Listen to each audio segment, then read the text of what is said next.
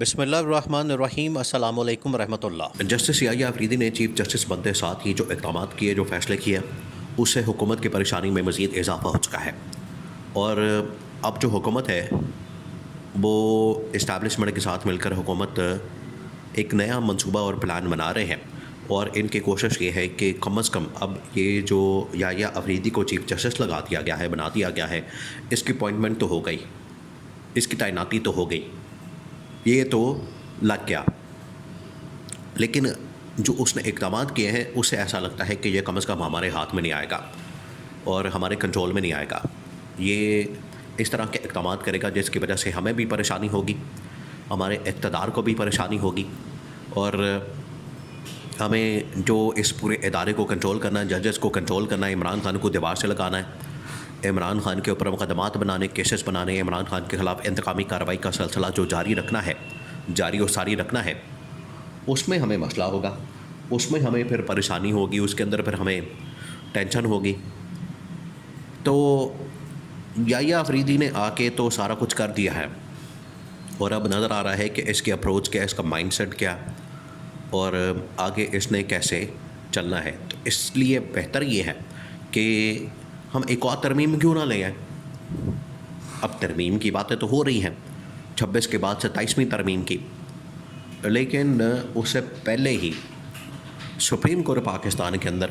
26ویں ترمیم کو P T I کی جانب سے چیلنج کر دیا گیا۔ یہ بڑا اہم ترین معاملہ ہے، اس کے اوپر عمران خان کے جو الفاظ ہیں اور عمران خان کی جو رائے ہے وہ بڑی اہم ہے۔ عمران خان کے سامنے جب یہ معاملہ رکھا گیا کہ اس طریقے سے انہوں نے یہ 26ویں آئینی ترمیم کی ہے سپریم کورٹ کو کنٹرول کرنے کے لیے، عمران خان نے کہا کہ پھر آپ لوگ کس چیز کا انتظار کر رہے ہیں؟ آپ جو منٹ نہ لگائیں اور سپریم کورٹ کے اندر پہنچیں اور ان کو بتائیں، ان کو ننگا کریں، بے نقاب کریں، اور ان کی آئینی ترمیم ہے اس کے پیچھے جو بدنیتی ہے اور اس کے پیچھے جو ان کی انٹینشن ہے، ایک تو اس کو بے نقاب کریں، یہ پہلی بات۔ دوسری بات یہ کہ اچھا، عمران خان نے جو پورا ایک اسٹریٹجی بتائی ہے، عمران خان نے کہا کہ عوامی سطح کے اوپر بھی، اسمبلیوں کے اندر بھی اور عدالت کے اندر بھی آپ نے اس ترمیم کے خلاف بھرپور آواز اٹھانی ہے، یہ عمران خان نے کہا۔ عمران خان نے کہا ہے کہ پہلے آپ لوگوں نے کیا کرنا ہے کہ عوام کے میدان میں جائیں، عوامی سطح پر جائیں، اور یہ جو سارے اقدامات کیے جا رہے ہیں، یہ جو سارا کھیل کھیلا جا رہا ہے، یہ جو سارے حربے ہتھ کنڈے استعمال کیے جا رہے ہیں آئینی ترمیم کے لیے، اور نئی آئینی ترمیم کی جو بات ہو رہی ہے، تو سب سے پہلے تو آپ نے آئینی ترمیم کو لوگوں کے سامنے رکھنا ہے اور لوگوں کو بتانا ہے کہ یہ جو آئینی ترمیم کی گئی ہے یہ صرف اور صرف ان لوگوں نے اپنے اقتدار کو بچانے کے لیے آئینی ترمیم کی ہے،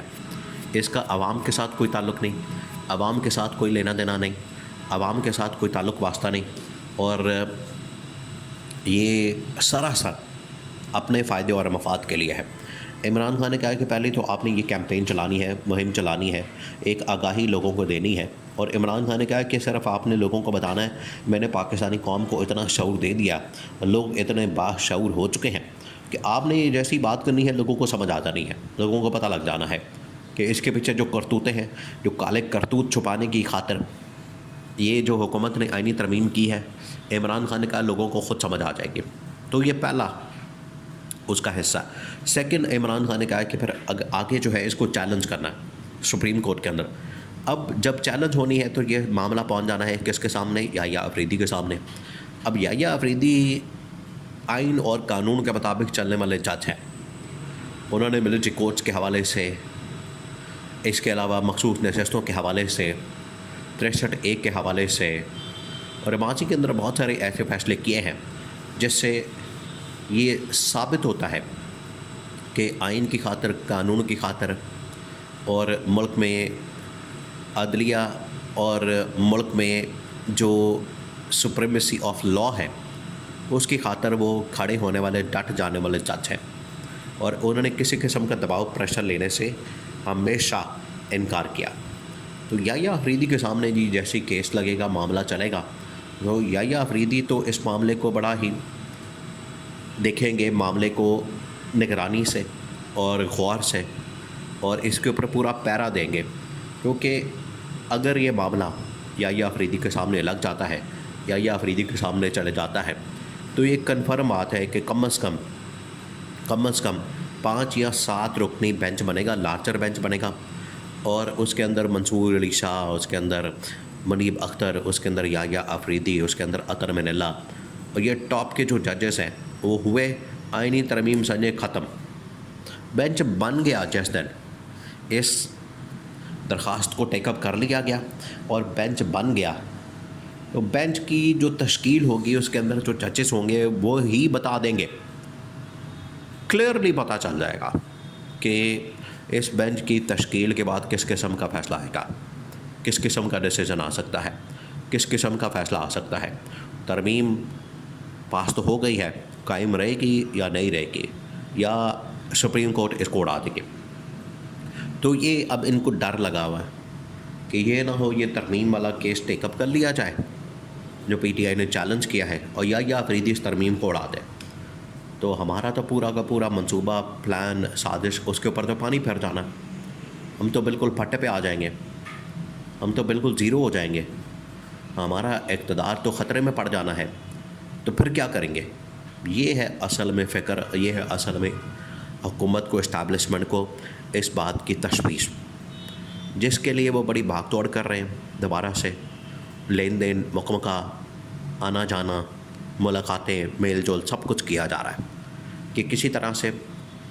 منصور علی شاہ، جسٹس منیب اختر، یحییٰ آفریدی، اطہر من اللہ اور اس طرح کے جو ججز ہیں آئین اور قانون والے، ان کا راستہ روکا جائے، اور بیچ میں کچھ بیٹھے ہوئے ہیں ایسے قاضی فائز عیسیٰ کے گروپ کے دھڑے کے لوگ، امین الدین خان، جمال مندوخیل، اور ایک دو جو وہ ایڈ ہاک ججز لائے گئے تھے، 4-5، یہ بن جاتے ہیں ٹوٹل ایڈ ہاک ججز 2 ملا کے، اور 2-3 یہ ملا کے 4-5 ججز بن جاتے ہیں۔ تو یہ اب کیا کر رہے ہیں کہ ججز کی تعداد کو بڑھانا چاہ رہے ہیں تاکہ مزید اسٹرینتھ ملے ان کے حکومتی ججز کو، لیکن یہ نہیں اب ہونے والا۔ اب وہاں پر یحییٰ آفریدی نے ایک مرتبہ اس معاملے کو ٹیک اپ کر لیا، ایک مرتبہ اس کیس کو اٹھا لیا، اس کو اپنے سامنے لگا دیا، تو پھر اس کو ریورس کرنا اور آئینی ترمیم کو بچانا حکومت کے لیے بڑا مشکل ہو جانا ہے، اور یہی وہ پریشانی اور تشویش جو ہے وہ اس وقت حکومت کو لگ گئی ہے کہ آئینی ترمیم تو ہم نے کر لی، اتنا 3 مہینے ہم نے ضائع کر دیا ہے، خیر ضائع تو پچھلے 2.5 سال سے یہ کر رہے ہیں، ملک کا پیسہ بھی ضائع کر رہے ہیں، وقت بھی ضائع کر رہے ہیں، اور قوم کا ستیہ ناش کر رہے ہیں، تو اب اس میں سے کیا نکلا وہ کسی کو کچھ معلوم نہیں۔